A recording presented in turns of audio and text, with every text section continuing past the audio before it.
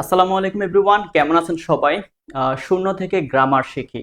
যারা একেবারে প্রথম থেকে গ্রামারটা শিখতে চায়, গ্রামার অনেক বেশি দুর্বল, ছোটবেলা হয়তো বা গ্রামার পড়ছে এখন হয়তো ভুলে গেছে, বা গ্রামারের যে সিস্টেম এটা হয়তো বা সে ভালোভাবে আয়ত্ত করতে পারে না, এই ধরনের সকল স্টুডেন্টদের জন্য হচ্ছে আজকে ফ্রি ক্লাস। তো আজকে হচ্ছে আমাদের ডে 1। আমরা আজকের ক্লাসে শিখবো হচ্ছে বেসিক সেন্টেন্সের স্ট্রাকচার, একটা সেন্টেন্স কিভাবে গঠন হয়, সাবজেক্ট কি থাকে, অবজেক্ট কি থাকে, কমপ্লিমেন্ট কি থাকে, কোনটা কখন কোন জায়গায় বসাবো, এটা হচ্ছে আমরা আজকের ক্লাসে শিখবো। এখন আপনাকে আমি প্রশ্ন করি, আচ্ছা বলেন সাবজেক্ট কাকে বলে? আমি জানতে চাচ্ছি না সাবজেক্ট কোথায় বসে, কোন পার্সপেক্টিভ থেকে বসে। ভার্ব আমি কোথায় বসাবো, কোথায় বসাতে পারবো না। অবজেক্ট আমার কোথা থেকে হয়, মানে কোন পার্সপেক্টিভ থেকে হয়, কোথায় বসাতে হয়। কমপ্লিমেন্ট কি বলেন, কারা পারেন? যারা পারেন কমেন্ট সেকশনে দিয়ে রাখেন, কমেন্ট সেকশনে দিয়ে রাখেন, আমি দেখে নিব। তাহলে আমাদের বাক্যগুলোতে আমরা সাবজেক্ট দেখি, আমরা ভার্বও দেখি, আমরা অবজেক্ট দেখি, আমরা কমপ্লিমেন্ট দেখি, বাট আমাদের 90% শিক্ষার্থী হচ্ছে এই জিনিসে দুর্বল যে তারা বাক্য গঠনই করতে পারে না। তারা গ্রামার রুলস পড়ে মুখস্থ করে, হয়তো পরীক্ষা ভালো করে না করে না, কিন্তু তারা গ্রামার সেন্টেন্স মেকই করতে পারে না, বলা তো দূরের কথা। এখন এর মেইন কাহিনী হলো, ছোটবেলা যখন সে গ্রামার পড়ছে, হয়তোবা টিচার ভালো পড়াইছে, ও ভালোভাবে নেয় নাই, শুধু রুলস পড়ে চলে গেছে, কাকে বলে পড়ে চলে গেছে। এটা আমাদের বাংলাদেশে একটা জেনারেল সমস্যা। এই সমস্যাকে সমাধান করার জন্য গত 4টা ব্যাচ আমি জান প্রাণ দিয়ে ফেলছি, যে একজন স্টুডেন্ট যাতে নিজে নিজে গ্রামারটা শিখতে পারে, এটা যাতে এনশিওর করতে পারি আমি। এবং আমার ক্লাস অত্যন্ত সহজ, কি জন্য? কারণ আমি কোনো গ্রামারের মুখস্থ রুলস পড়াই না ভাই, আমি হচ্ছে একদম প্র্যাকটিক্যাল সবচেয়ে সহজভাবে শেখাই। দেখেন, আমাদের একটা সেন্টেন্সে দুইটা বিষয় থাকে, আমরা দুইটা বিষয় দেখি, একটা হচ্ছে সাবজেক্ট দেখি আর একটা হচ্ছে প্রেডিকেট দেখি। এন্ড প্রেডিকেট কথাটা আবার অনেকের কাছে সব কঠিন মনে হয়ে যেতে পারে, আসেন আমরা একেবারে সিম্পল ভাবে বুঝি। আগে বুঝেন সাবজেক্ট কি। সাবজেক্ট হলো যিনি মূলত কাজটা করে থাকে, আবার মাঝে মাঝে সাবজেক্ট কাজ করেও না, সে অবজেক্ট দ্বারা করিয়ে থাকে, সেটা আবার ভিন্ন কথা, আমরা দেখবো, সমস্যা নাই। এখন ব্যক্তি, যে ব্যক্তি বস্তু বা বিষয় সম্পর্কে মূলত কিছু বলা হয়ে থাকে একটা বাক্যে। এখন আসেন, বাক্য কাকে বলে, সেন্টেন্স কাকে বলে? সেন্টেন্স হচ্ছে এমন কিছু ওয়ার্ড দ্বারা গঠিত হবে যেটা আমার মনের ভাব প্রকাশ পাবে, যেটা আমার মনের ভাবকে প্রকাশ করতে হবে, না হলে সেটা সেন্টেন্স হবে না। যেটা আমার মনের ভাব প্রকাশ করবে সেটাই হচ্ছে সেন্টেন্স, ঠিক আছে? আচ্ছা আসেন আমরা একে একে বুঝি। প্রথমে আমি সাবজেক্ট তো বুঝাবো। যেমন আমি বললাম খুবই সিম্পল বাক্যগুলো ব্যবহার করবে যাতে সবাই বুঝতে পারে। আমি বললাম যে I eat rice, I eat rice, আমি হচ্ছে ভাত খাই।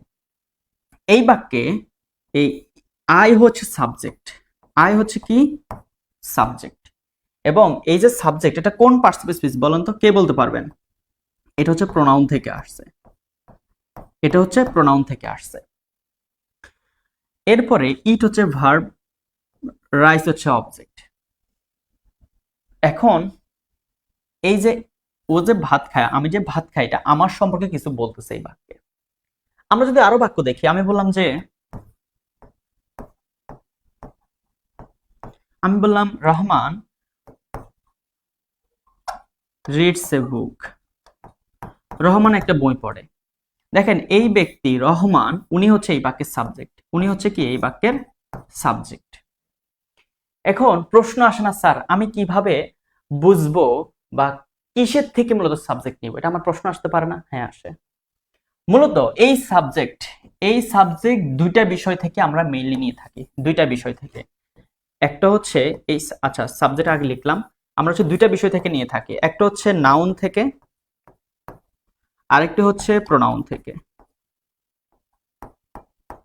নাউন এবং প্রোনাউন থেকে মূলত আমরা সাবজেক্ট নিয়ে থাকি, নাউন এবং প্রোনাউন থেকে মূলত আমরা সাবজেক্ট নিয়ে থাকি। নাউন মানে কি? নাউন মানে হচ্ছে পৃথিবীর সবকিছুর নামকে নাউন বলে, এক কথা শেষ, নাম। প্রোনাউন মানে হচ্ছে নামের পরিবর্তে যে ওয়ার্ডগুলো আমরা ব্যবহার করি, নামের পরিবর্তে আমরা যে ওয়ার্ডগুলো ব্যবহার করি, নামের পরিবর্তে, যেমন আমি একটু আগে বললাম যে আই ইট রাইস, এখানে আই ব্যবহার করছি। আমার তো একটা নিজস্ব নাম আছে, কিন্তু আমি সেখানে আই কেন ইউজ করছি? এটা হচ্ছে প্রোনাউন, ঠিক আছে? এখানে রহমান একজন নাম, নাউন, এটা সাবজেক্ট। এখন রহমানের পরিবর্তে আমি প্রোনাউন হিসেবে হি ব্যবহার করতে পারি, হি, ঠিক আছে? এইভাবে হচ্ছে আমরা সাবজেক্ট গঠন করি।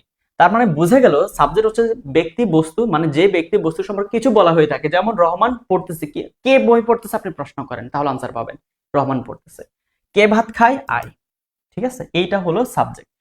এখন সাবজেক্ট, তাহলে আমরা সাবজেক্ট সম্পর্কে দুইটা বিষয় জানলাম, একটা হচ্ছে নাউন থেকে আমরা নিয়ে থাকি, প্রোনাউন থেকে নিয়ে থাকি। আরো একটা বিষয় আছে, সেটা হচ্ছে ফ্রেজ, যেটা আমরা আরো পরে জানবো, এখন জানার দরকার নাই। এটা কি ক্লিয়ার হয়েছে সবাই, যে সাবজেক্ট নাউন এবং প্রোনাউন থেকে নিয়ে থাকি?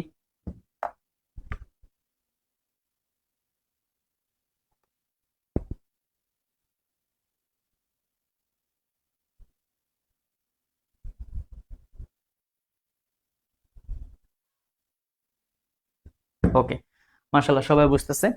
এখন যে তাহলে বিষয়টা ক্লিয়ার, সাবজেক্ট হচ্ছে নাউন এবং প্রোনাউন থেকে হয়ে থাকে এবং ফ্রেজ থেকেও হয়। এবং সিম্পল বাক্যগুলোতে, সহজ ছোট ছোট বাক্যগুলোতে আমরা সাবজেক্ট বাক্যের প্রথমে বসাই, মাঝে মাঝে আমরা মাঝখানে শেষেও যেতে পারে, এটা আমরা দেখবো, সমস্যা নাই। আসেন নেক্সটে যাই। সাবজেক্ট বোঝা গেল, এখন হচ্ছে ভার্ব। ভার্ব কি? ছোটবেলা থেকে আমরা ভার্বের সংজ্ঞা, বহু সংজ্ঞা পড়ে আসছি ভাই, ভার্ব তাও না অনেকে পারে না। এবং ভার্বের বিভিন্ন প্রকারভেদ আছে, যদিও এটা আমরা পরে জানবো, আজকের ক্লাসে এটা জানার দরকার নাই, ঠিক আছে, বেশি একসাথে শেখার দরকার নাই। আসেন, যে শব্দ কোনো কাজ, অবস্থা বা ঘটনার কথা বলে, অথবা আমরা ছোটবেলায় যে কাকে বলে যেটা শিখছি সেটাই আবার বলি, যে ওয়ার্ড দ্বারা কোনো কাজ বোঝায়, কোনো কিছু করা, হওয়া, ঘটা বোঝাবে, সেটাই মূলত ভার্ব। এবং ভার্ব কোথায় বসে? ভার্ব হচ্ছে সাবজেক্টের আশপাশে থাকবে। কখনো ভার্ব সামনে যাবে, এরপরে সাবজেক্ট, আবার সাবজেক্ট প্রথমে যাবে, এরপরে ভার্ব। দেখেন আমরা কিছু বাক্য দেখি। আহ, আমি বললাম যে করিম প্লেস, আমি সহজ সহজ বাক্য কেন ব্যবহার করতেছি, যাতে সবাই বুঝতে পারে। করিম প্লেস ফুটবল, করিম প্লেস ফুটবল। এই বাক্যে দেখেন, আপনারা অলরেডি জেনে গেছেন যে বাক্যের প্রথমে যে নাউন থাকে ভার্বের আগে, সেটা হচ্ছে সাবজেক্ট। সেটা হচ্ছে কি? সাবজেক্ট। এই বিষয়টা আশা করি ক্লিয়ার সবাই এখন। এটা একটা নাম এবং সাবজেক্ট। এই প্লেস, প্লেস, প্লে থেকে প্লেস হয়েছে, এটা কেন হয়েছে একটু পরে জানাবো। এটা হচ্ছে ভার্ব, এটা হচ্ছে কি? ভার্ব। আচ্ছা, এরপরে আমি বললাম যে আর ইউ এ স্টুডেন্ট, তুমি কি একজন শিক্ষার্থী, তুমি কি একজন ছাত্র? এই আরটা কি বলেন তো? এই আর এই বাক্যে ভার্ব, এবং কোথায় বসছে? প্রথমে চলে গেছে। এই প্রথমে গেলেও এরপরে কিন্তু ভার্ব, এই সাবজেক্ট ঠিকই আছে, এই যে সাবজেক্ট। তার মানে আমরা যেটা বুঝলাম, কখনো সাবজেক্ট এখানে প্লাস ভার্ব এখানে, আবার কখনো ভার্ব এখানে, আবার কখনো সাবজেক্ট এখানে। এটা হলো কাহিনী। এটা কি বুঝছেন? ক্লিয়ার হলে ক্লিয়ার জানান।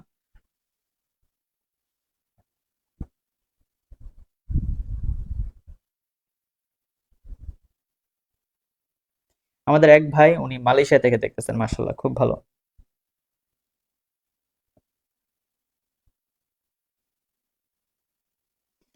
যারা শেয়ার করবেন তারা অবশ্যই ডান লিখে দিবেন, এবং আমাদের ক্লাস নিয়মিত যারা করবে তাদেরকে হচ্ছে পেইড ব্যাচে নেওয়া হবে। 10 জন স্টুডেন্ট পাবে পেইড ব্যাচের সুযোগ, যেখানে ওনার 1500 টাকা বেঁচে যাবে। উনি জুলাই থেকে ডিসেম্বর পর্যন্ত পড়তে পারবেন।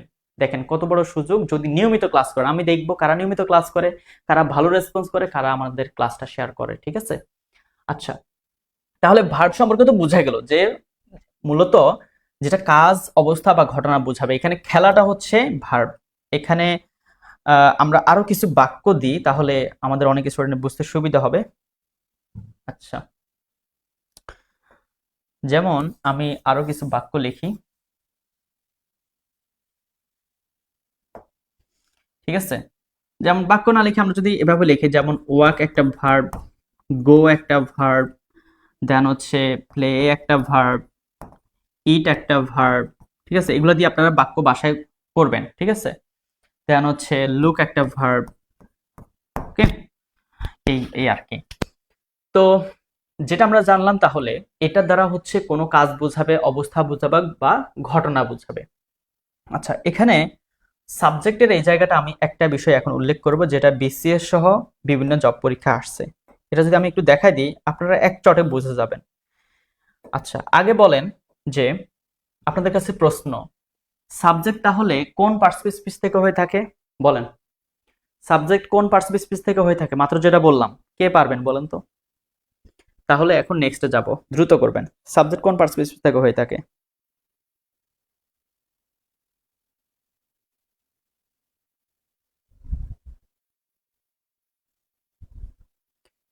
সাবজেক্ট কোন পার্সপেক্টিভ থেকে হয়ে থাকে?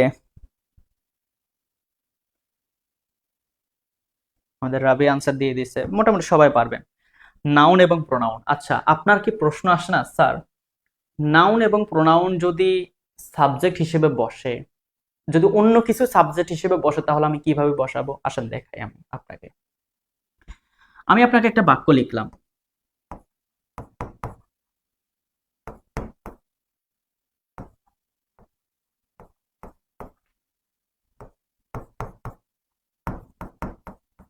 দেখেন বলতেছি swim is a good exercise. আপনি একটু চিন্তা করে দেখেন এই বাক্যে ভুল কোথায়? এটা কি, এটা সাবজেক্ট, এটি ভার্ব, এটি হচ্ছে আমার একটা ফ্রেজ।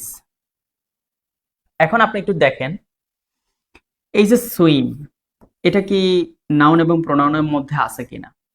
সুইম কি নাউন এবং প্রোনাউনের মধ্যে আছে কিনা? সুইম মানে কি? সুইম একটা ভার্ব না? সাঁতার কাটা একটা ভার্ব না? এটা একটা কাজ না? সুইম তো একটা ভার্ব। এখন আপনি দেখেন, আপনাকে যদি সুইম দেওয়া হয়, তাকে আপনি তার এভাবে লিখতে পারবেন না, এভাবে তো ভুল হচ্ছে। একে আপনি এমন কিছু করতে হবে যেটা নাউনের মতো কাজ করে, যেটা নাউনের মতো কাজ করে, মানে এই ভার্বকে এমন কিছু করতে হবে যেটা ভার্ব কি বলে, নাউনের মতো কাজ করে। তাহলে মনে রাখতে হবে, যদি এরকম ভার্ব থাকে তখন প্লাস ভার্বের সাথে আইএনজি যুক্ত করবেন। ভার্বের সাথে আইএনজি যুক্ত করে দিলে সেটা এই দুটা মিলাই হচ্ছে নাউনের মতো কাজ করবে। এই দুটা মিলাই হচ্ছে নাউনের মতো কাজ করবে, এবং এটাকে বলে জেরান্ড। এটাকে কি বলে? জেরান্ড বলে। পরীক্ষা অনেক বেশি আসে। পার্টিসিপল এবং জেরান্ড থেকে প্রশ্ন হয় না এমন পরীক্ষা তো খুব কমই হয়। দেখেন, তাহলে এই যে আমার ভার্ব, এই ভার্বকে নাউনের মতো কাজ করতে হলে তাকে আইনজি যুক্ত করতে হবে। তাহলে আমি করি, তার মানে কি সুইমিং হবে, সুইমিং। ঠিক আছে, এটা হচ্ছে আমার answer. Swimming is a good exercise. এখন হচ্ছে ঠিক আছে, শুধু সুইম হলো তো এটা ভার্ব, তো এই ভার্বকে নাউনের মতো কাজ করতে হলে ভার্বের সাথে যুক্ত করতে হবে। ঠিক আছে, এইরকম। অর্থাৎ এটাকে বলে জেরান্ড বলে।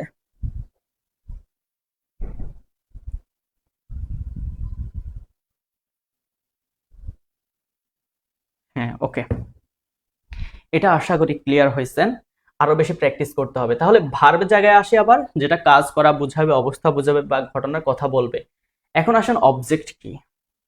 অবজেক্ট হচ্ছে আমরা ভার্বকে ভার্বকে কি অথবা কাকে দ্বারা যদি আপনি প্রশ্ন করেন, যে আনসারটা পাবেন, ভার্বকে কি অথবা কাকে দ্বারা প্রশ্ন করলে যে আনসারটা পাবেন, সেটাই মূলত হচ্ছে অবজেক্ট। এখন প্রশ্ন আসতে পারে না স্যার, অবজেক্ট কোন পার্সপেক্টিভ থেকে নিব? মনে রাখবেন, সাবজেক্ট যেখান থেকে আসে, অবজেক্টও সেখান থেকে আসে। সাবজেক্ট যদি নাউন এবং প্রোনাউন থেকে আসে, আপনাদেরকে বলছে ফ্রেজ থেকে আসে, ঠিক একই রকম এই অবজেক্টও সেই নাউন থেকেই আসবে, মানে নাউন থেকে আসবে, প্রোনাউন থেকে আসবে। নাউন এবং প্রোনাউন, ঠিক আছে, এই দুইটা থেকে হচ্ছে কি এই অবজেক্টটা আসবে। আসেন খেয়াল করেন, খুবই ইজি। বলতেছে শি রাইটস এ লেটার, সে একটা চিঠি লেখে। আপনারা অলরেডি জেনে গেছেন যে এটা হচ্ছে সাবজেক্ট, এটা নিয়ে কারো কনফিউশন নাই। এবং এই রাইট, রাইট থেকে রাইটস হচ্ছে থার্ড পারসন সিঙ্গুলার হওয়াতে, এটা এখন বুঝবেন না, আমি ধরে নিচ্ছি আপনি বুঝবেন না, বুঝলে তো ভালো কথা। শি রাইটস এ লেটার, এখানে এ লেটার হচ্ছে এখানে অবজেক্ট, এই লেটার কি অবজেক্ট। আপনি প্রশ্ন করেন যে কি লিখতেছে, রাইটকে প্রশ্ন করেন যে সে কি রাইট করতেছে, কি লিখতেছে, চিঠি লিখে।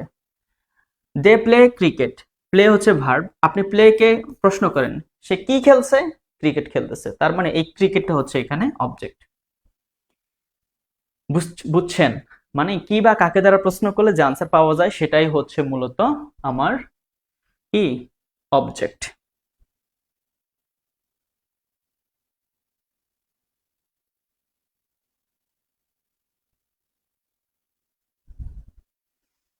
আচ্ছা, এটা বুঝে গেল? আচ্ছা, এখন একটা প্রশ্ন আসে না স্যার, এখানে ক্রিকেট একটা ওয়ার্ড যেটা হচ্ছে অবজেক্ট হয়েছে, এখানে এ লেটার কেমনে আবার অবজেক্ট হয়েছে, এটা প্রশ্ন আসে না যে স্যার এ লেটার কি, মানে এখানে কি হলো, এটা অনেকের প্রশ্ন আসবে না? দেখেন, এ হচ্ছে একটা আর্টিকেল, লেটার হচ্ছে একটা নাউন। ঠিক আছে, এখন আমি আপনাকে স্ট্রাকচারটা দেখাই, মনে রাখবেন article, article A N D, এটা তো জানেন আপনারা, তিনটা না আর্টিকেল, কি কি বলেন?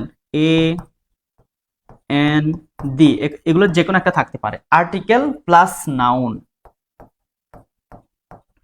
আর্টিকেল প্লাস নাউন এটাকে বলে phrase, that is noun phrase.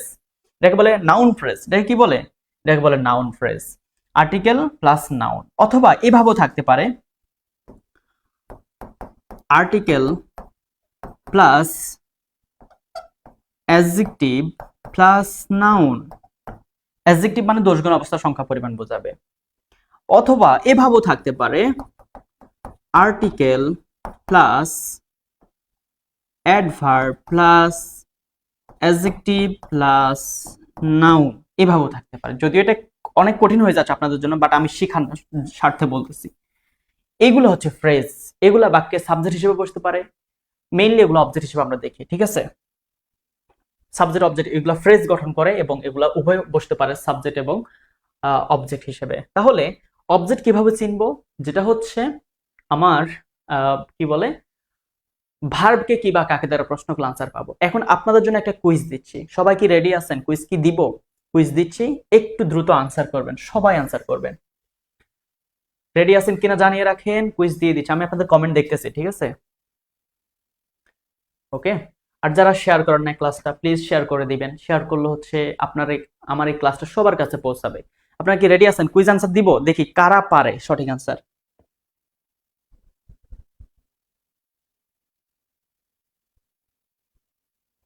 Quick করবেন। আপনারা কি রেডি আছেন? কুইজ দিব। ওকে, খুব ভালো কথা। আমি হচ্ছে এখানে দুইটা বাক্য লিখবো বা একটা বাক্য লিখবো। দেখেন, আগে আমি বললাম হি goes to school। আচ্ছা, দেন আমি বললাম হি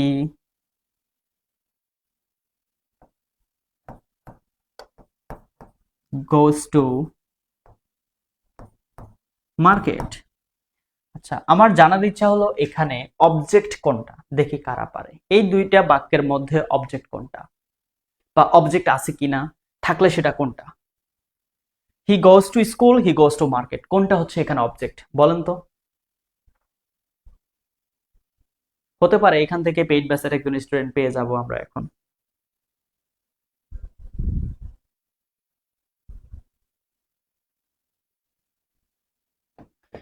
কুইক আনসার করবেন। He goes to school, he goes to market, এখানে কোনটা অবজেক্ট, এবং থাকলে যদি অবজেক্ট থাকে সেটা কোনটা, আর যদি না থাকে তাহলে যেটা আমরা অবজেক্ট হিসেবে বুঝতেছি সেটা আসলে কি, কে বলতে পারবেন?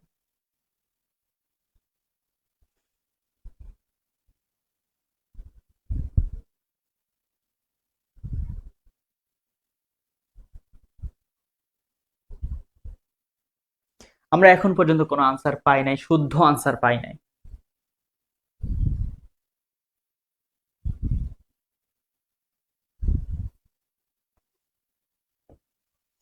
আচ্ছা, এখন আমি আপনাদেরকে বলি, উপরে একটু দেখেন, ভার্বকে কি বলছে এখানে, কি দ্বারা প্রশ্ন করতে বলতেছে, অথবা কাকে দ্বারা প্রশ্ন করতে বলতেছে।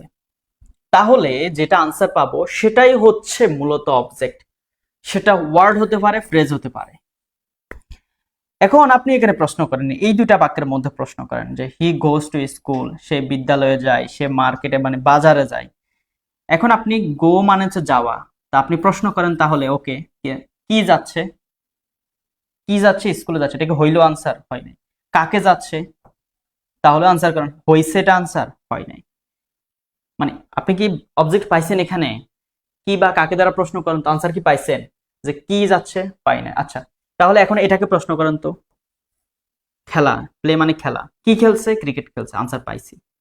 রাইট, লেখা, কি লিখে? সে চিঠি লিখতেছে, চিঠি লিখে, এটা আনসার পাইছি। কিন্তু এটার তো আমি আনসার পাইলাম না ভাই, এর তো আমি আনসার পাই নাই। এর আনসার কি হবে? এক্স্যাক্টলি, অবজেক্ট এখানে নাই। এখানে কি অবজেক্ট নাই, আসলে অবজেক্ট নাই। এই টু স্কুল হচ্ছে একটা অ্যাডভার্বিয়াল ফ্রেজ। এটা হচ্ছে অ্যাডভার্ব প্লেস, বলেন অ্যাডভার্ব প্লেস জানেন অনেকে, জানেন হয়তোবা, না জানলে সমস্যা, আমরা জানবো, আমরা জানবো, এটা আমাদের ভবিষ্যতের পড়া। কিন্তু আমি যেহেতু এটা টপিক রিলেটেড তার জন্য দিচ্ছি, বিভিন্ন জব পরীক্ষায় এখান থেকে কোশ্চেন আসে ভাই, এই জন্য খেয়াল করেন। সে বিদ্যালয়ে যায়, সে মার্কেটে যায়, সে অমুক তমুক যে কোনো জায়গায় যায়, এই জায়গাটা আপনি খেয়াল করেন, এটা একটা প্লেস বোঝাচ্ছে না? এটা একটা প্লেস বোঝাচ্ছে। যদি জায়গা বোঝায় এটাকে বলে অ্যাডভার্ব অফ প্লেস। এটাকে কি বলে? এটা অ্যাডভার্ব জায়গা। এখানে অবজেক্টের জায়গা না। অবজেক্ট হলো তো আমরা কি বা কাকে দ্বারা আনসার পাইতাম। ঠিক আছে, আমরা বলি না যে ভাত খাই, হ্যাঁ ভাত খাই বলি না? তো এখন ভাত খাই, কি খাই? আপনি খাইকে প্রশ্ন করেন না, কি খাই? ভাত খাই, আপনি আনসার পাচ্ছেন। কিন্তু এখানে কোনো আনসার পাচ্ছেন না, তো এটা হচ্ছে অ্যাডভার্ব। ঠিক আছে, এটাকে আপনি আর অবজেক্ট বলতে পারবেন না, এটা হচ্ছে এক্সটেনশনের মধ্যে পড়ে। এক্সটেনশন হচ্ছে আচ্ছা, মানে বাকির একটা অতিরিক্ত অংশ। বুঝছেন? ক্লিয়ার হয়েছেন এটা? এখন আসেন, সাবজেক্টের কাহিনী বুঝলাম, ভার্বের কাহিনী বুঝলাম, অবজেক্টও বুঝলাম, কমপ্লিমেন্টটা কি? প্রশ্ন আসে না, কমপ্লিমেন্টটা কি? কমপ্লিমেন্ট মানে হচ্ছে পরিপূরক, যেটা আমরা অর্থ বুঝি এইভাবে। ঠিক আছে, এটি মূলত আমার যে সাবজেক্ট থাকে, আমার যে ভার্ব থাকে, এর একটা অতিরিক্ত তথ্য দিবে। কি করবে? একটা অতিরিক্ত তথ্য দিবে। সাবজেক্ট, এ হচ্ছে সাবজেক্টের পূর্ণতার জন্য ভার্বের পরে যে একটা ওয়ার্ড বা ফ্রেজ যুক্ত করে, অথবা সে একটা অতিরিক্ত তথ্য দিবে। যদি খাতা থাকে লিখে রাখেন, অতিরিক্ত তথ্য দিবে, সব সময় দিবে না, বাট আচ্ছা এখন আরো সহজে বলি, সে সাবজেক্টের অবস্থা বুঝাবে, সে সাবজেক্ট সম্পর্কে পরিচয় দিবে, সে গুণ প্রকাশ করবে। এইগুলা হচ্ছে এই কমপ্লিমেন্টের কাজ। অবস্থা বুঝাবে, পরিচয় দিবে, সে গুণ বুঝাবে। জব পরীক্ষা আসবে এখান থেকে।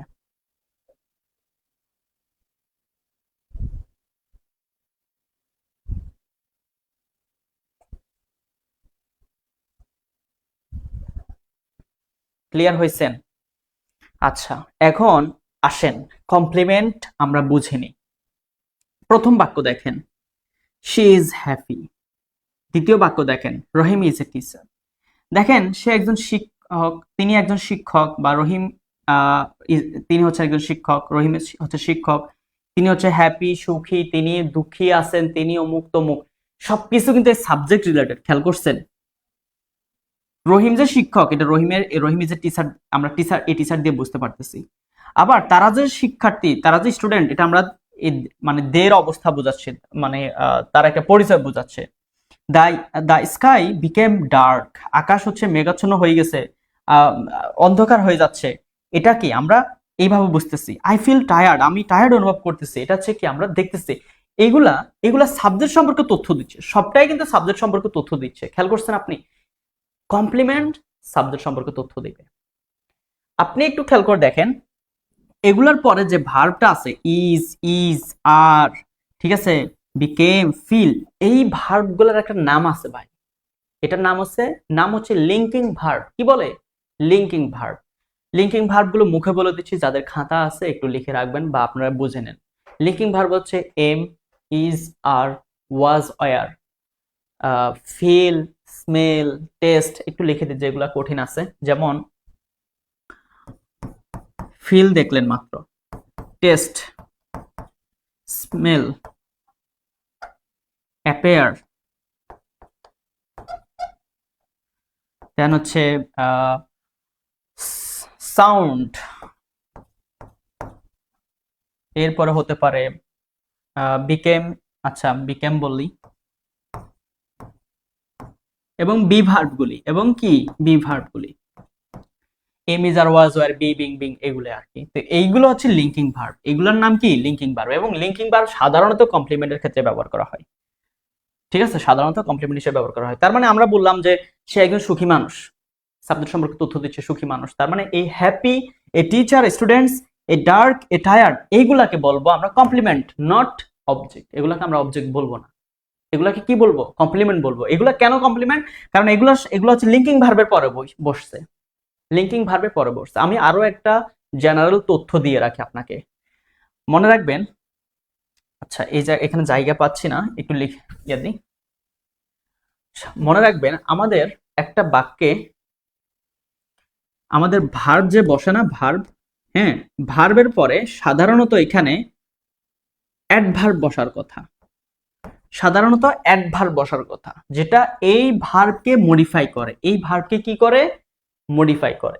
বাট কিছু ভার্ব আছে যেমন লিঙ্কিং ভার্ব যেগুলি মাত্র দেখলেন, বাট লিঙ্কিং ভার্ব যখন বসবে তখন তখন এই অ্যাডভার্ব কিন্তু আর বসবে না, তখন হচ্ছে আমার এখানে একটা অ্যাডজেক্টিভ দরকার, তখন আমার এখানে একটা অ্যাডজেক্টিভ দরকার। অ্যাডজেক্টিভ মানে কি, আমি বোঝার স্বার্থে বলি, সেটা হচ্ছে গুণ। অ্যাডজেক্টিভ দরকার, নট আমার অ্যাডভার্ব। আমার এখানে অ্যাডভার্ব দরকার নাই, কারণ আমার এখানে লিঙ্কিং ভার্ব বসছে, বুঝছেন, এই আর কি। সো এইভাবে হচ্ছে আমরা প্র্যাকটিস করব কমপ্লিমেন্ট, পরিপূরক, যেটা আমার সাবজেক্ট সম্পর্কে তথ্য দিবে। আচ্ছা, আমি দেখেন, আমি একটা বাক্য লিখি, we found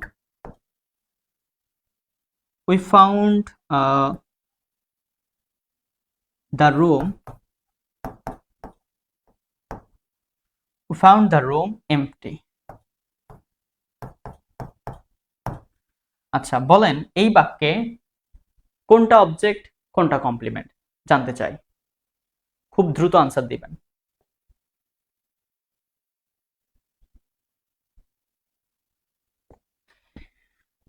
we found the room empty, এখানে কোনটা অবজেক্ট কোনটা কমপ্লিমেন্ট?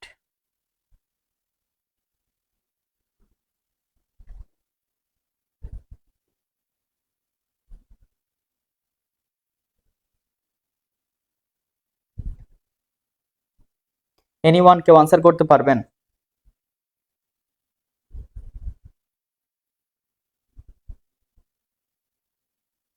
আমরা এখন পর্যন্ত আনসার পাই নাই।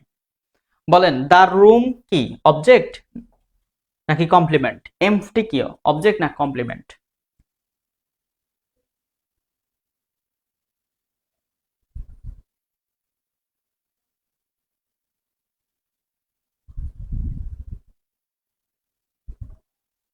আচ্ছা, পারলেন না তাই না, পারতেছেন না, সমস্যা না, আমি এটাকে সমস্যা নাই, শিখেন। উই হচ্ছে সাবজেক্ট, ফাউন্ড হচ্ছে ভার্ব, এটা হচ্ছে অবজেক্ট, এটা হচ্ছে কমপ্লিমেন্ট। এখন আসেন, আপনি একটু দেখেন, আপনি রুমটাকে ফাউন্ড কিভাবে পাইছেন? আপনি কি পাইছেন? আপনি রুমটাকে পাইছেন, কি পাইছেন? খালি পেয়েছেন, এমপ্টি পেয়েছেন, ঠিক আছে। এই যে দেখেন, পাওয়াটাকে সে বলে দিচ্ছে যে হ্যাঁ রুমটা খালি ছিল, এটা খালি ছিল, একটা তথ্য সে অ্যাড করতেছে, তথ্য সে অ্যাড করতেছে, এটা কি? তাহলে আমরা যেটা বুঝলাম, সাবজেক্ট সম্পর্কে একটা তথ্য সে অ্যাড করতে পারে, ভার্ব সম্পর্কেও সে আমার তথ্য অ্যাড করতে পারে, ঠিক আছে। আচ্ছা, তো যাই হোক, তাহলে পরিপূরক এবং বুঝলেন, এখানে আমরা যেটা বেসিক স্ট্রাকচার বুঝলাম, স্বাভাবিকভাবে লিঙ্কিং ভার্বের পরে হচ্ছে আমার কি কমপ্লিমেন্টটা বসে। যেমন আই এম স্টুডেন্ট, আমি একজন শিক্ষক। এখন আপনারা আবার অনেকেই প্রশ্ন করতে পারেন, স্যার আমরা তো অবজেক্ট এবং কমপ্লিমেন্টের পার্থক্য এখনো অনেকটা বুঝি না, তাদের জন্য আবার একটা শর্টকাট টেকনিক দিচ্ছি। দেখেন, আমি বললাম যে আই রিড এ বুক, আমি একটা বই পড়ি। আবার আমি আরেকটা সেন্টেন্স লিখলাম যে আই এম এ স্টুডেন্ট। আচ্ছা, এখন দেখেন এই দুইটা বাক্যের আমরা অবজেক্ট এবং কমপ্লিমেন্ট মাত্র 30 সেকেন্ডে বের করতে পারবো। কিভাবে? যেমন এই রিডকে আপনি প্রশ্ন করেন, সে কি পড়ে? সে একটা বই পড়ে। তাহলে কি বা কাকে দ্বারা প্রশ্ন করলে আমি তো আনসার পাচ্ছি, এটা হচ্ছে একটা উপায়। আর আপনি এখানে দেখেন, স্টুডেন্ট, কে স্টুডেন্ট? আমি হচ্ছে স্টুডেন্ট, এটা সাবজেক্টের সাথে সম্পর্ক। এখানে আমরা ভার্বের সাথে সম্পর্ক পাইছি, আর এখানে আমরা কমপ্লিমেন্ট এবং সাবজেক্টের সাথে সম্পর্ক, মানে সাবজেক্ট এবং শেষেরটার সাথে সম্পর্ক। এই দুইটা বিষয়কে যদি আমরা একটু আলাদা লিখি, যেমন ভার্ব এবং লাস্টেরটা, যেমন আমি বললাম যে, আচ্ছা লাস্টেরটা না, যেমন আমি বললাম যে এখানে এই আই এবং এই বুক আমি আলাদা করলাম। আই বুক মানে কি? আমি বই, এটা কি অর্থ হইল? হইল না, কিন্তু আপনি লাস্ট এটা শেষ ইয়া করেন, আই স্টুডেন্ট। আই স্টুডেন্ট মানে কি? আমি শিক্ষার্থী, এটা কিন্তু মিলছে। যেটা মিলে সেটা হচ্ছে কমপ্লিমেন্ট, যেটা মিলে সেটা হচ্ছে কমপ্লিমেন্ট। এটা হচ্ছে একটা শর্টকাট টেকনিক, বইতে থাকে না। তবে সবচেয়ে ভালো বুদ্ধি হলো ভার্বকে কে বা কাকে দ্বারা প্রশ্ন করলে যদি আনসার পান, ফাইন, সে হচ্ছে অবজেক্ট। যদি না পান, প্রশ্ন যদি না করা যায়, তাহলে সেটা হচ্ছে কমপ্লিমেন্ট, এবং কমপ্লিমেন্ট হচ্ছে সাবজেক্টের সাথে বেশ সম্পর্ক, এটা হচ্ছে একটা পরিপূরক। ঠিক আছে? এবং আমরা এখানে কিন্তু একটা লিঙ্কিং ভার্ব দেখতে পারতেছি, যেটা হচ্ছে আমরা সাধারণত অক্সিলারি ভার্ব হিসেবে চিনি, বি ভার্বগুলি। ঠিক আছে? তো এই হচ্ছে আমাদের আজকের ক্লাস। এখন আমরা কি কি শিখবো বলেন তো আমরা মূলত এই কোর্সটাতে?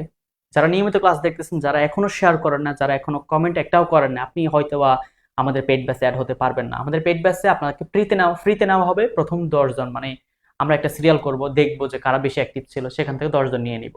এখন দেখেন, আমি আপনাকে বলি, আজকে হচ্ছে আমরা বেসিক স্ট্রাকচার সম্পর্কে জানলাম, subject, verb, object and complement সম্পর্কে একটু ধারণা নিলাম। নেক্সট ক্লাসগুলোতে আরো আলোচনা হবে, কোনো সমস্যা নেই। দ্বিতীয় ক্লাসটাতে আমরা সেন্টেন্স সম্পর্কে জানবো, সেন্টেন্সের স্ট্রাকচার অনুযায়ী আমরা জানবো, অর্থ অনুযায়ী কত প্রকার, গঠন অনুযায়ী কত প্রকার, এবং কিভাবে গঠিত হয় আমরা সেটা জানবো। নেক্সট ক্লাসে হচ্ছে আমরা পার্সিভ স্পিচ সম্পর্কে ভালো একটা ধারণা নিব, যাতে হচ্ছে আমরা একটা বাক্য নিজে নিজে তৈরি করতে পারি। সেটা অবশ্যই আপনারা যদি ভালো সাড়া না দেন, আমি কি তাহলে ফ্রি ক্লাস নিব? আপনাদের যদি আগ্রহ না থাকে, আমি তাহলে ক্লাস নেওয়ার দরকার আছে কোনো? আপনারা যদি ক্লাস শেয়ার না করেন, তাহলে কি আমার ভালো লাগবে ক্লাস নিতে? সেটা তো না। ঠিক আছে?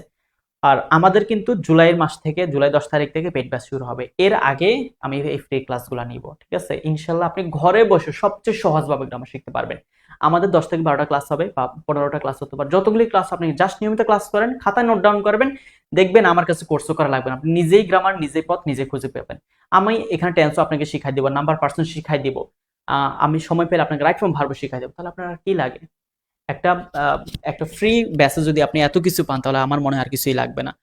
তো যারা আমাকে চিনেন না, তারা একটু আমাকে আমার পেজে ক্লাসগুলো দেখতে পারেন, না কেমন লাগে ক্লাসগুলি। যদি ভালো লাগে, ফ্রি ক্লাসের পর আপনি পেইড ব্যাচে ভর্তি হয়ে যেতে পারেন, কোনো সমস্যা নেই।